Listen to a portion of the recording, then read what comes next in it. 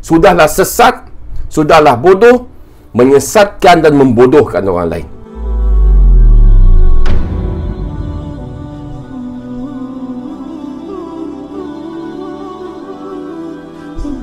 Assalamualaikum warahmatullahi wabarakatuh. Tuan-tuan, puan-puan, kita digemparkan lagi dengan keputusan mahkamah terhadap kes saudara Zulfarhan yang meninggal dunia disebabkan oleh penderaan yang sangat teruk yang dilakukan oleh rakan-rakan asramanya kerana beliau dituduh mencuri laptop kawannya padahal dia tidak melakukannya. Lebih mengejutkan kita, rupa-rupanya kes ini ada kaitan dengan bomoh ataupun dukun. Salah seorang tertuduh, dia jumpa dengan dukun, dukun tu tilik. Bagi tahu kat dia, kononnya Zulfarhan ni yang curi laptop. Inilah bahana dukun dan bomoh. Inilah masalahnya. Bila kita percaya kepada manusia biasa yang tak ada kuasa, yang jahil, yang bodoh, yang seterusnya membodohkan orang lain, sudahlah sesat, sudahlah bodoh, menyesatkan dan membodohkan orang lain. Kita dah bagi tahu, dan inilah yang ramai orang tak suka pada Abu Humaid. Sebab bila Abu Humaid cakap, mereka kata Abu Humaid Wahabi, mereka kata kita sesat, mereka kata kita tak hormat ilmu orang-orang tua, mereka kata ilmu Allah itu luas. Ada orang yang ada kasyaf, ada mata batin, boleh lihat benda gaib. Bila kita kata tidak ada manusia yang boleh melihat benda gaib, mereka tohmah kita, mereka cela kita, mereka kata kita Wahabi, mereka kata kita yang sesat, padahal dia yang sesat. Sebab itulah kita larang orang ramai daripada berjumpa bomoh ataupun dukun yang menggunakan kaedah-kaedah yang syirik, yang mengaku mereka boleh menilik, mengaku mereka boleh meramal masa depan, mengaku mereka boleh melihat benda-benda gaib dengan apa sahaja alasan, dengan apa sahaja namanya, ilmu batin lah, ilmu hakikat makrifat ke, ilmu kasyaf, ilmu laduni dan sebagainya. Ini semua bertentangan, bercanggah dengan agama kita. Tapi sayangnya masih ramai lagi, dan kes ini membuktikan masih ramai lagi masyarakat kita, orang Islam di Malaysia, yang kononnya majoriti Islam, yang kononnya majoriti mengucapkan La ilaha illallah Muhammad Rasulullah, tetapi masih percaya dengan bomoh dan dukun yang tidak syar'i, yang masih percaya dengan tilik menilik. Padahal Nabi Muhammad SAW yang birthday baginda yang korang sambut setiap tahun tu, yang masih lagi disambut birthday baginda, sambut birthday, sambut maulud Nabi, tapi apa Nabi sebut ni kita tak ikut. Nabi SAW sebut, riwayat Imam Muslim, man ata arrafan, barang siapa yang datang kepada tukang ramal, tukang tilik, walau apapun branding mereka, ustaz ke, tok batin ke, tok moh ke, dukun ke, pawang ke, apa sahaja yang sejenis dengannya, yang mengaku mereka boleh menilik masa depan, yang mengaku mereka boleh meramal, boleh tengok benda gaib, boleh tilik siapa curi barang, siapa yang bunuh orang dan sebagainya, yang berdampingan dengan khadam-khadam di kalangan jin. Nabi kata man ata'arrafan fasa'alahu, kemudian dia bertanya an syai' tentang sesuatu kepada orang ni, kepada bomoh dukun ni, dia bertanya sesuatu, fasaddaqahu, kemudian dia membenarkan, dia percaya, dia yakin dengan apa yang disebut oleh bomoh ataupun dukun ini. Apa kata Nabi SAW? La tuqbal lahu solatun arba'ina yawman, tidak diterima solat daripadanya 40 hari. 40 hari. Lam tuqbal solatun, ataupun la tuqbal lahu solatun arba'ina yawman, 40 hari. Bang, 40 hari Nabi kata Allah tak terima sembahyang, Allah tak terima pahala solat orang tu 40 hari.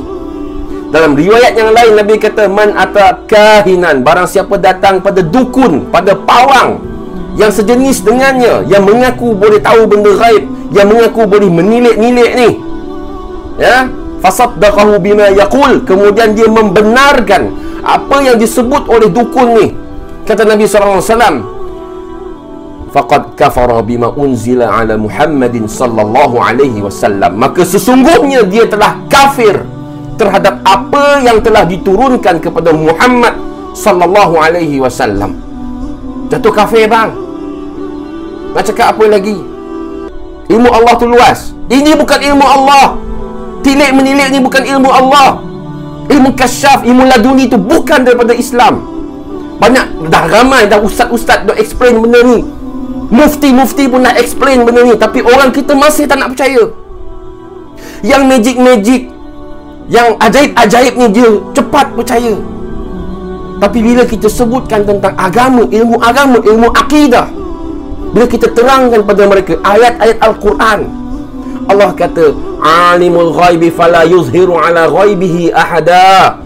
Allah yang maha mengetahui benda-benda ghaib, dan dia tidak menunjukkan benda-benda ghaib ini pada sesiapa pun, illa man irtada min rasulin, kecuali di kalangan rasul-rasul yang diredai olehnya, yang Allah pilih sebagai mukjizat bagi rasul-rasul ni. Bukan manusia biasa. Manusia biasa hanya nampak jin, syaitan ni bila dia menjelma, menyamar menjadi bentuk yang lain, jadi ular, jadi anjing, jadi kalajengking, jadi binatang, jadi manusia.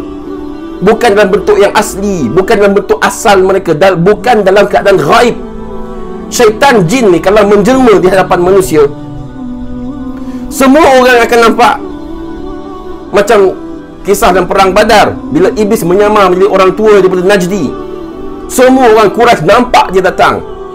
Itu adalah jelmaan syaitan. Jadi tuan-tuan perempuan sekalian, sudahlah mempercayai bomoh dan dukun ini, yang bukan sahaja merosakkan akidah, tetapi inilah permainan game syaitan yang mahu menyesatkan manusia dan membuatkan manusia buat dosa-dosa besar. Mula-mula datang jumpa bomoh, dah jatuh dah hukum syirik, dah jatuh dah dosa besar. Percaya pada dukun, tak terima solat, jatuh kafir.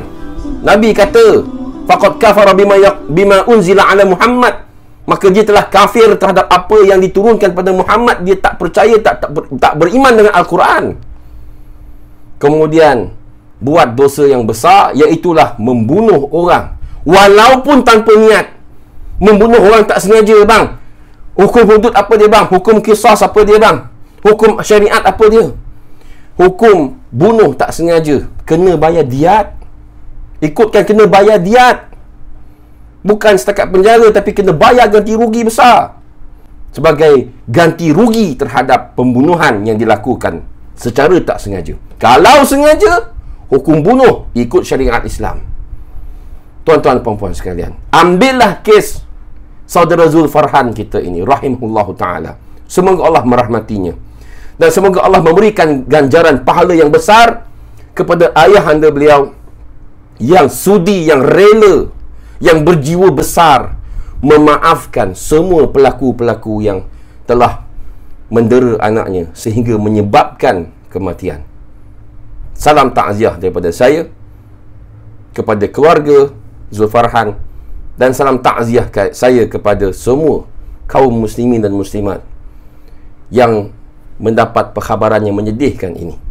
Dan sekali lagi saya pesan pada diri saya sendiri, pada keluarga saya, dan kepada semua orang Islam di Malaysia khasnya, dan di mana sahaja anda berada, jangan datang jumpa bomoh, dukun, walaupun gelarannya ustaz sekalipun, yang mengaku boleh melihat benda-benda ghaib dengan sekehendak hatinya, dengan alasan ilmu Allah itu luas.